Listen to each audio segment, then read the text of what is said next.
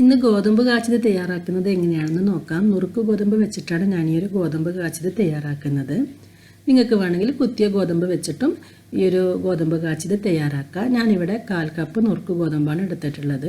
ഈ ഒരു നുറുക്ക് ഗോതമ്പിലേക്ക് ഒരു 6 അണ്ടിപ്പരിപ്പും ചേർത്ത് നല്ല തിളച്ച വെള്ളത്തിൽ 1.5 മണിക്കൂർ സോക്ക് ചെയ്ത് വെച്ചതാണിത്. നമുക്കിതിന് നന്നായിട്ടൊന്ന് അരച്ചെടുക്കാം. ഇതിന് നമുക്ക് മിക്സിയുടെ ജാറിലിട്ടിട്ട് കുറച്ച് വെള്ളവും ചേർത്ത് നന്നായിട്ട് അരച്ചെടുക്കണം. നുറുക്ക് ഗോതമ്പ് ആയതുകൊണ്ട് തന്നെ ഇത് പെട്ടെന്ന് അരഞ്ഞ് കിട്ടും.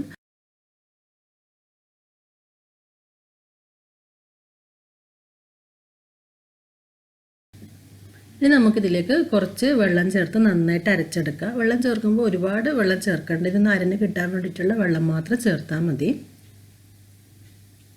ഇപ്പം ഞാനിവിടെ ഈ ഒരു ഗോതമ്പും അണ്ടിപ്പരിപ്പും നന്നായിട്ട് അരച്ചെടുത്തിട്ടുണ്ട്. നല്ലവണ്ണം അരിഞ്ഞ് വന്നിട്ടുണ്ട്. ഇത് ഇനി നമുക്കിതിനൊന്ന് അരിച്ചെടുക്കണം. അപ്പോൾ നമുക്കൊരു അരിപ്പ വെച്ചിട്ട് ഇത് നന്നായിട്ടൊന്ന് അരിച്ചെടുക്കാം.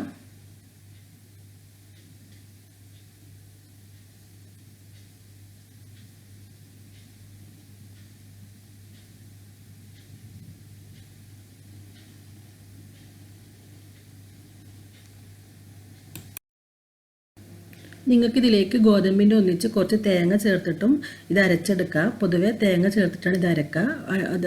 അതേസമയം അണ്ടിപ്പരിപ്പ് ചേർക്കുന്ന സമയത്ത് ഇതിന് നല്ലൊരു ടേസ്റ്റ് ഉണ്ടാവും. അപ്പോൾ അണ്ടിപ്പരിപ്പ് ചേർക്കണ്ടെന്നുണ്ടെങ്കിൽ നിങ്ങളിതിലേക്ക് കുറച്ച് തേങ്ങ ചേർത്ത് അരച്ചാൽ മതി.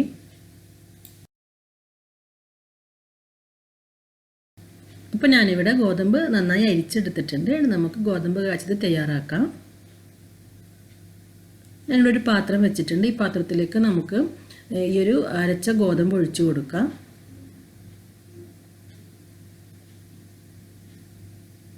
ഇനി ഇതിലേക്ക് ഒഴിക്കുന്നത് പാലാണ്.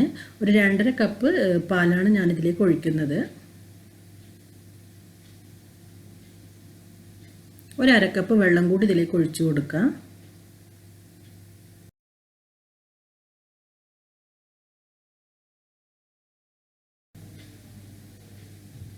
ഇനി ഇതിലേക്ക് ചേർക്കുന്നത് 4 ചെറിയ ഉള്ളിയാണ്. ഒരു ചെറിയ കഷ്ണം പട്ട. സാധാരണ നമ്മളെ വീട്ടിലെല്ലാം ചെയ്യുന്ന സമയത്ത് ഒരു വലിയ സവാളയും പട്ടയും ഏലക്കായും ഒന്നിച്ച് ഒരു തുണിയിൽ കിഴി കെട്ടിയിട്ട് ഇതിലിട്ട് കൊടുക്കുകയാണ് ചെയ്യുക. എന്നിട്ട് തിളക്കുന്ന സമയത്ത് ആ കിഴി ഇതിൽ നിന്ന് എടുത്ത് മാറ്റുകയാണ് ചെയ്യാം. ഈ ചെറിയ ഉള്ളി ഈ ഒരു ഗോതമ്പിൽ നിന്ന് വെന്ത് വരുമ്പോൾ നമ്മുടെ ഈ ഒരു ഗോതമ്പ് കാച്ചിയതിന് ഒരു പ്രത്യേക ടേസ്റ്റാണ്. നമുക്കിതിനെ ഒരു മീഡിയം ഫ്ലെയിമിലിട്ട് നന്നായിട്ടൊന്ന് തിളപ്പിച്ചെടുക്കാം.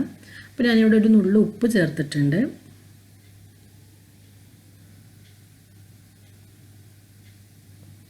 നമ്മൾ ഈ ഒരു ഗോതമ്പും പാലും ഒഴിച്ചതിന് ശേഷം നമ്മളിത് തിളക്കുന്നത് വരെ നന്നായിട്ട് ഇളക്കിക്കൊണ്ടേയിരിക്കണം. അല്ലെങ്കിൽ ഈ ഒരു ഗോതമ്പ് പാത്രത്തിൻ്റെ അടിക്ക് ഇങ്ങനെ അടിയിൽ പിടിച്ചിരിക്കും. അപ്പോൾ അതുകൊണ്ട് നമ്മളിത് ഒഴിച്ച് കഴിഞ്ഞാൽ, പാലൊഴിച്ച് കഴിഞ്ഞാൽ ഇതിങ്ങനെ തിളച്ച് വരുന്നത് വരെ ഇളക്കിക്കൊണ്ടേയിരിക്കാം.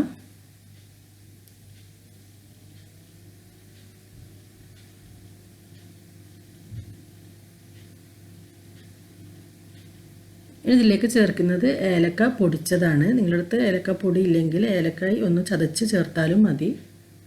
ഒരു 1/4 ടീസ്പൂൺ ഏലക്ക പൊടിയാണ് ഞാനിതിലേക്ക് ചേർത്തിട്ടുള്ളത്.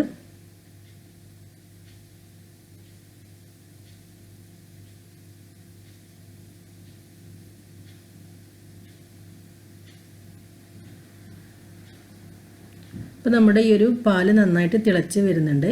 തിളച്ച് വരുന്ന സമയത്ത് നമ്മൾ നേരത്തെ ഇട്ട ചെറിയ ഉള്ളിയും പട്ടയും ഇതിൽ നിന്ന് മാറ്റാം.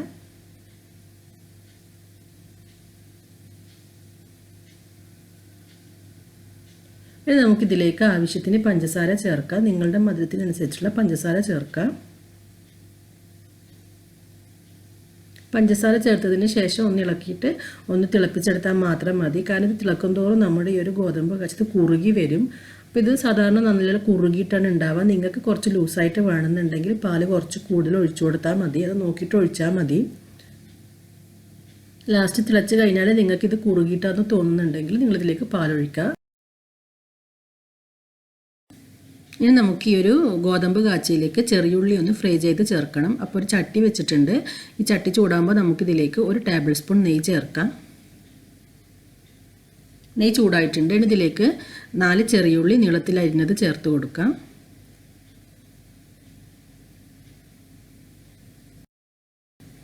ഈ ഉള്ളി ചെറുതായി ഒന്ന് ഫ്രൈ ചെയ്താൽ മാത്രം മതി, ഒരുപാട് കളർ മാറി വരേണ്ട ആവശ്യമില്ല. നിങ്ങൾക്ക് വേണമെങ്കിൽ ഈ ഉള്ളിൻ്റെ ഒന്നിച്ച് കുറച്ച് അണ്ടിപ്പരിപ്പ് ചേർത്ത് കൊടുക്കാം.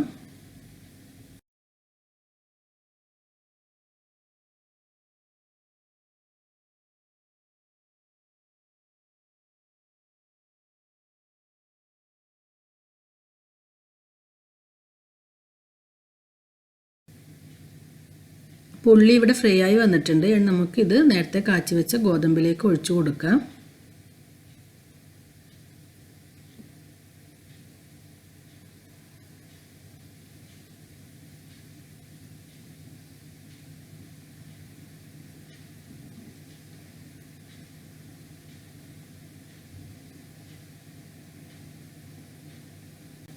അപ്പോൾ നമ്മുടെ ഗോതമ്പ് കാച്ചിയത് ഇവിടെ റെഡി ആയിട്ടുണ്ട്.